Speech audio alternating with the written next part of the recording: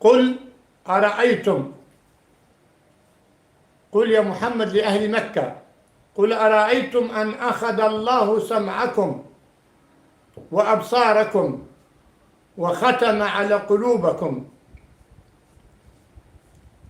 من إله غير الله يأتيكم به.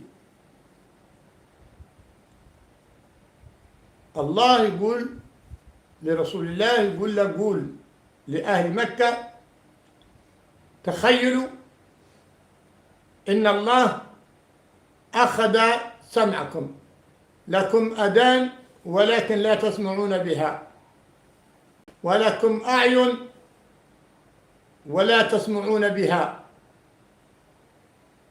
وختم على قلوبكم أي طبع على قلوبكم فلا تفهمون ولا تعقلون شيء. من